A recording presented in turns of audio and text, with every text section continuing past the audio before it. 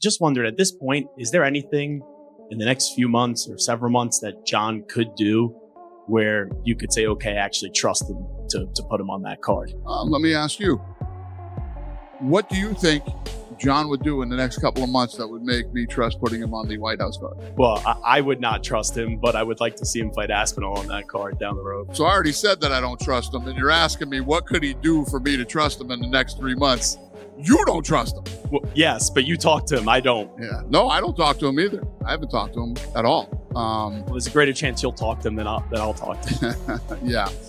I would not bet on, if I had to make odds, it's 1,000,000,000 to 1 that I put Jon Jones on the White House card.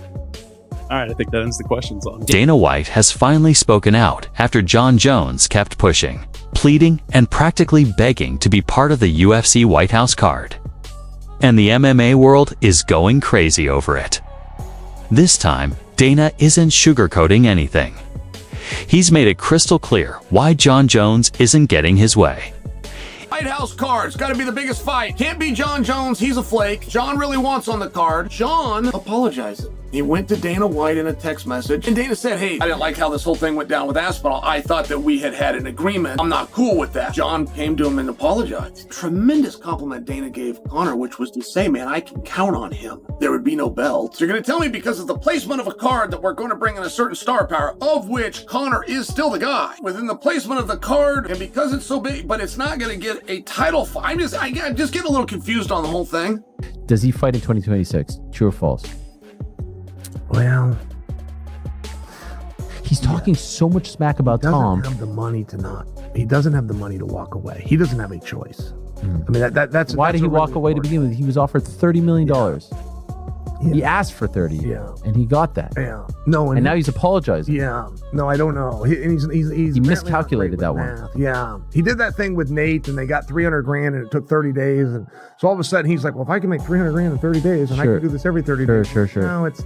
I mean, sometimes explaining very basic things it can be tough, but will he fight again? Yes, I believe so, and I think there's some real legs. Look, if you're the UFC, the last thing you want to do is empower a dude that you can't count on, and by the way, it ties back into my theory to whoever's keeping him out of the rankings. Like there's something afoot there. Can't wait to see you compete the White House. Can't wait to see it. I know. I really hope it happens. Dana, bro, please, I'm training. I feel great. I'm healthy. And I'd be so honored to represent our country and do what I do best.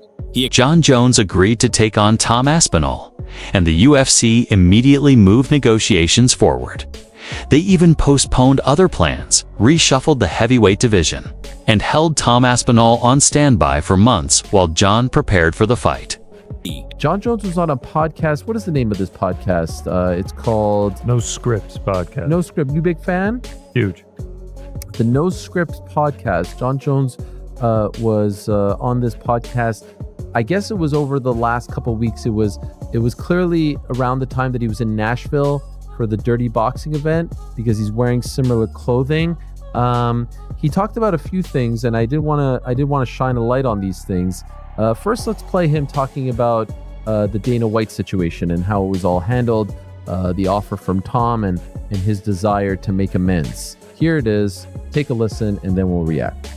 I think my most immediate goal is to try to be on the White House card. Okay. And you talking to Dana? How's he feeling? You know, I'm giving Dana his space. You know, Dana has changed my life. Yes, he has changed my life. He's changed my children's lives. Yeah.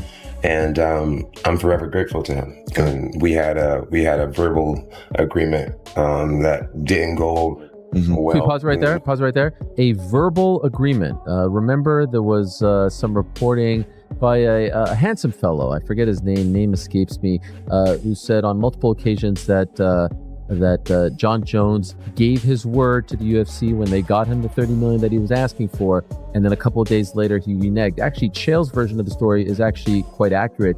He was feeling himself at the time. He was getting some nice little reality show offers, and he's like, you know what? I don't need this money. I'm getting, a pretty penny to do this stuff. So here he is. Dana confirmed it, if you recall, back in June when they officially moved on. And now here's Jon confirming it. And as I've said multiple times, never came out and refuted it, regardless of what his fans or people may say about me being a quote-unquote Jon Jones hater, which is not the truth. I'm just telling you exactly what happened. He never refuted it. Now here he is confirming it. So I appreciate that. Please continue. nothing was finalized. But I do admit guilt, not guilt, but I was wrong. You'll make it right at the White House. The way things went down, I was wrong. And I wish that I could see him face to face and just apologize to him, and so that we can let bygones be bygones and get back to making some major money for the sport and really entertaining these fans. He's a businessman, and there's no doubt that you are his favorite fighter of all time. There's the memes of it. He loves you. It's a matter of time. When he's feeling me, I think I'm one of his favorite fighters. When he's not feeling me, I'm probably the reason why he has a bald head. I think that host was feeling Jon Jones there. I mean, golly, the glaze. What gave you that impression? Oh, wait till you see the other clips. Forget this one. I mean, D1 glazing. Wait, the Aspinall Just a matter of time. The Aspinall clip made me blood red mad. So Jon Jones says he wants to be on there too, and he says he would fight whoever the champion is at that time. But would you be okay with him like coming back and eventually winning that belt again? And you might have to go through. Well, it's not even about him winning the belt. I mean, how I felt about him. I can't risk putting him in big positions in a big spot and have something go wrong. Fair enough. Yeah, especially the White House card.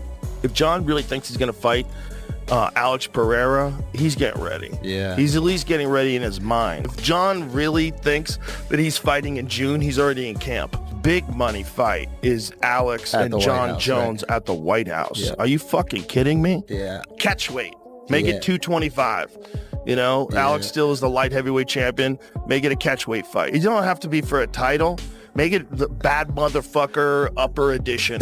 You have the BMF belt for 155ers. Who's the real BMF? Yeah. Do you think one of those guys can beat Alex Pereira? You think you can get a 155-pounder in there against Alex Pereira? Does Max Holloway survive against Alex Pereira? No, shut the fuck up. Imagine that Jon is preparing. Because Jon has different places to train. He doesn't just train at one place. Yeah. But I could imagine he does a lot of weightlifting too. He got put on a lot of like real muscle mass when he went up to heavyweight. Yeah. I think my most immediate goal is to try to be on the White House card. I'm giving Dana his space. Dana has changed my life. The way things went down, I was wrong. I wish that I could see him face to face and just apologize to him. And when he's feeling me, I think I'm one of his favorite fighters. When he's not feeling me, I'm probably the reason why he has a bald head. Jon Jones pulled out just as his fight with Tom Aspinall was about to happen, leaving the division in limbo.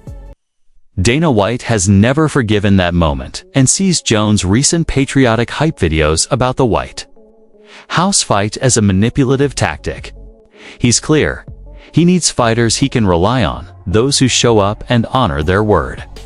In Dana's eyes, Jones lost that trust when he walked away from Aspinall. Now, tensions are high as Jones pushes for a fight with Alex Pereira. Pereira wants it. The fans want it. And the UFC could make it happen, but Dana is holding firm until he's sure Jones won't back out again. Again at the last second. Jon rides into this event on a white horse. The white horse has an eye patch. I'm actually rather proud of Jon Jones. This was awesome. So Jon is taking this shot at Aspinall. It would seem as though he wants to fight Aspinall. The reason that is so poetically beautiful is Jon is working towards getting a fight with Aspinall, the very guy who they've been trying to get him to fight all along. I thought the direction that we were going was Jon Jones versus Alex Pereira. And then I saw Jon Jones ride a white horse into an event with an eye patch. It would be an interesting question to ask Tom. Hey Tom, would you rather fight Ciryl Gane in a rematch, or would you rather fight Jon Jones, who appears to be ready and wanting that fight? Alex, you're looking great. Who do you want to fight next? Jon Jones White House, Sherma. Every time Jon Jones pushes publicly, posts another hype video, or talks about loyalty and legacy, Dana White pulls back further. It's a power struggle between one of the greatest light heavyweights ever and the most influential promoter in MMA. Dana had praised Tom Aspinall during his rise, but after the eye poke incident, he's been distant. Jon has used the moment to mock Tom and make Dana look like the villain, framing himself as the patriotic hero of the White House card. Dana sees it differently. Jon owes him. He owes the UFC, and he owes Tom. Until that trust is rebuilt, Dana won't give him the White House fight. Fans are split. Some say Dana is being petty. Others say Jon caused this. Either way, the UFC White House card has become one of the most chaotic and dramatic events in company history.